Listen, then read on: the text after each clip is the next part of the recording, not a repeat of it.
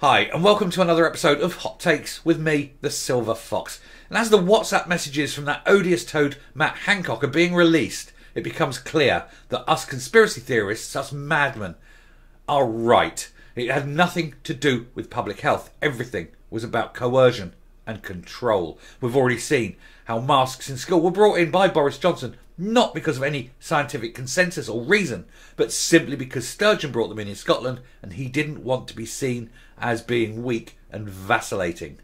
Well, now it turns out that Matt Hancock, who has much to answer for, has been used lies to control people. He was weaponising the names of the new variants, not because they were any more dangerous, but simply because they were new and he could use it to put the fear of God into people. He closed down places that didn't need to be closed down. He allowed people to die alone. I hope every family that lost anyone in a care home sues him individually.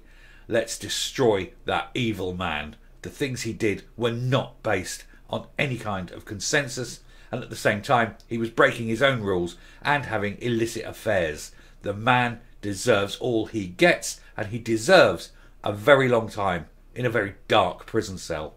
Let's look at this article.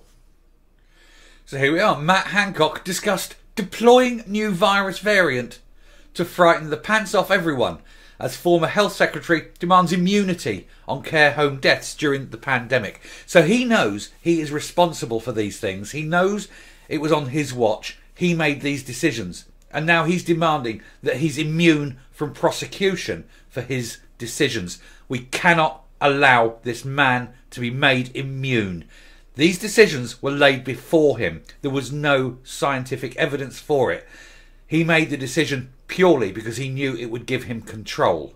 That means he must face a day in court. He can go to court and prove his innocence and prove that what he did is not purely a power grab and that was for the benefit of the public. And he should have no problem in doing that, because he otherwise wouldn't have made these decisions, would he? Because if he didn't do that, if it was that it was purely a power grab, then he knows he's going to go to jail for a long time. Mr. Hancock said he wanted to frighten the public into changing their behaviour, and it comes as he told a top law firm he should not be held responsible for failings. Yes, he damn well should. They were his personal decisions. Matt Hancock told aides he wanted to frighten the pants off everyone to ensure compliance with COVID-19 restrictions. Leaked messages reveal. As it emerges, he told top London lawyers he should be immune from prosecution just days before the WhatsApp scandal broke.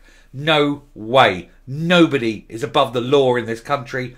Nobody should be able to get away with anything. And when you look at the thousands of deaths that occurred in care homes, many of which will be directly attributable to the decisions he's made, he must be held responsible. He must go to court. He must be prosecuted, and he must be found guilty and do some serious time. And then he can consider how lucky he was eating kangaroo testicles in Australia. It will be nothing to the amount of testicles he'll be having in his mouth in jail. In an online Q&A with law firm I presume it's Mishcon de Reya, Matt Hancock accused those prosecuting secretaries of state as chasing tabloid headlines just 12 days ago, the Mirror reports. It comes as a new swathe of messages from Mr. Hancock's WhatsApp account were revealed today, involving discussions over how to scare the public to limit the spread of coronavirus and when to deploy details of a new strain. He is weaponising the names. He wanted total control. The latest set of WhatsApp exchanges show Mr. Hancock and others discussed how to use an announcement about the Kent variant of the virus to scare the public into changing their behaviour. And the messages, among more than 100,000 WhatsApps passed to the Telegraph by journalist Isabel Oakeshott, show that the Cabinet Secretary Simon Case suggested in January 2021 that the fear factor would be vital in stopping the spread of the virus. Not information, not scientific consensus, not presenting the public with actual evidence. No. None of that is good enough. They went straight to fear, coercion and control. These people are complete and utter wankers. In December 2020, the exchanges show that London Mayor Sadiq Khan could follow the example of the Mayor of Greater Manchester, Andy Burnham.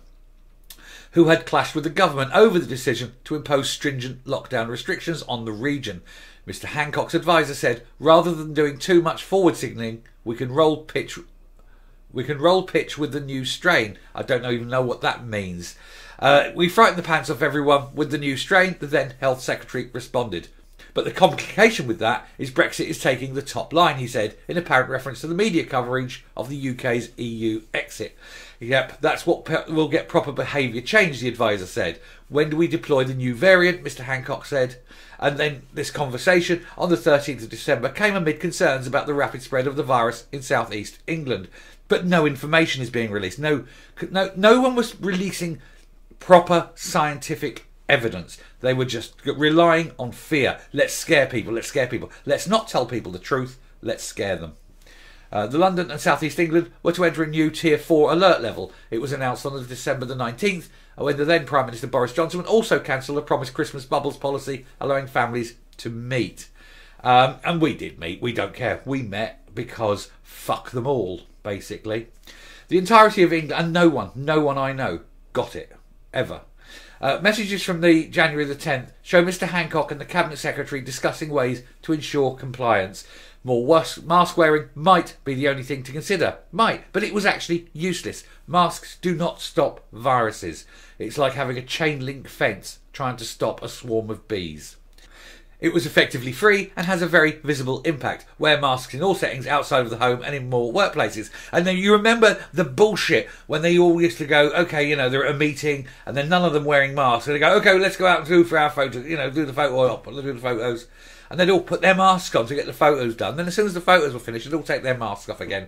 Because they know, as well as everyone else who isn't a complete moron, that masks are meaningless. He says, I'm not sure that it got as much further, did it? Basically, we need to get compliance up because masks don't work. They've actually admitted that. Mr. Hancock tells him after a brief discussion on angling that he honestly wouldn't move on to any small things unless we move on a lot. Mr. Case agrees, says, I think it's exactly right. Small stuff looks ridiculous. Ramping up and messaging the fear and guilt factor is vital. So they knew that if they just said, oh, wear mask, it's small, it would have nothing. On the other hand, tell them this is a terrible disease and you're all going to die horribly is actually the way to go. And yet that wasn't actually the case. Do you know that nobody died of flu that year? None. Zero. There were no flu deaths whatsoever. It's the first year in history that nobody died of flu. It's very weird, isn't it? Or am I just being a conspiracy theorist again? But that, you look at the figures. 0 flu deaths. Weird. He said, I suspect London Nightingale coming into use will feel like a big public moment.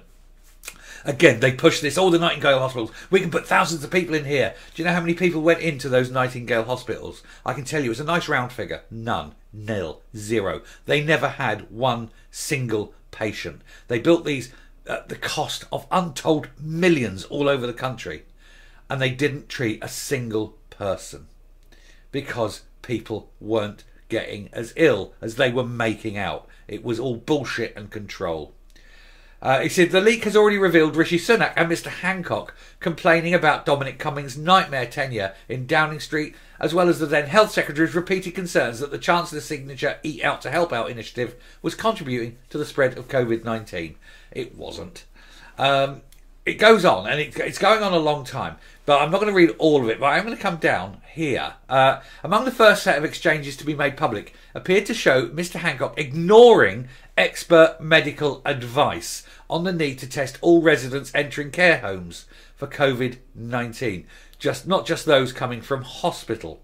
The former Health Secretary denied this was the case and accused the Telegraph of leaving out vital context from the conversation. No, he was deliberately ignoring medical advice.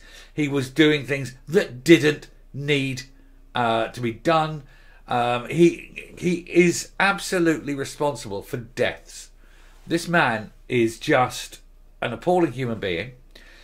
He's basically doing things that he shouldn't have done.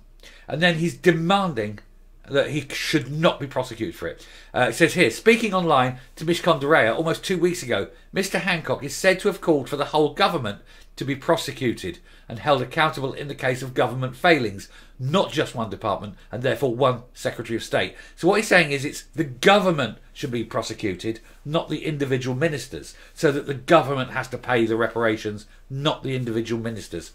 No, the individual ministers are the ones making the individual decisions. He is responsible for this. Mr Hancock said, I don't think it's an appropriate use of the courts to essentially go chasing tabloid headlines. You know, Hancock broke the law. I didn't break the law. He broke the law. His insistence that he did not break the law echoes messages sent as he, girlfriend Gina and Special Advisor Simon Poole discussed how to manage the publication of photos revealing his affair. While discussing strategies, Mr Hancock said, we didn't break the effing law. OK, well actually you did, because you brought in your own lockdown rules and you broke them, and we've got the photographic evidence of you snogging up to whatever woman it was this week that you fancied getting your hands on, while during a lockdown event you're telling people not to do this and then you're doing it. You bring in laws to stop people doing it and you're doing it. You broke the law. You broke the law and that's it. And you broke your marriage vows and everything. You're an odious little toad, aren't you? In the Q&A, he also claimed to have banned alcohol in his department. Also a lie. He may have banned it if people were still drinking. The Mirror reports, but the message revealed a week showed his ban was not instated until 9 months later, in January 2021. So yes, he lies again. Oh, we're banning alcohol, and then continues to drink for the next 9 months. And in fact, there was alcohol all the way through it. It wasn't banned at all. Miss Oakeshott was originally given the material by Mr Hancock while they were collaborating on his memoir at the time in government during the pandemic, and he has condemned the leak as a massive betrayal designed to support an anti-lockdown agenda. Actually, no. You buggering off to do, kangaroo gobbling in Australia without telling her and without giving her other information, and you basically, slapping her in the face is why that's happened. You didn't give her any information, anything like that. You are the one that did the betrayal. Miss Oakeshott has said the disclosures are in the public interest. Yes, of course they damn well are. Some of these messages also offered an insight into Boris Johnson's thinking at various stages of the pandemic. For instance, in August 2020, he warned the government messaging was becoming mangled, referencing private focus groups. He said, folks, my private focus group's telling me our message is now so mangled as to be totally incomprehensible. Well, no shit, we all knew that. And he wanted a big reset. You see, the big reset, but he's talking about society and control. These people need to be prosecuted. These people need to do serious time in serious jails. Anyway, I'm finishing there and coming up. Not only should he not be given immunity from prosecution, he needs to be prosecuted. He needs to be pushed under oath in a court of law as to the reason behind all the decisions he made, and we can question him on every single aspect. But to get a government minister into court over this would enable us to ask a lot more questions about what went on generally in government. It would be far, far more useful for the public to know every decision. We could question him to an extreme depth. This would give the public an opportunity to find out everything. Everything. Nothing would be off the table. Every decision would be joint decisions. Therefore, you could question every single member of the cabinet. You could get every single one of them in under oath in a court of law to tell the truth.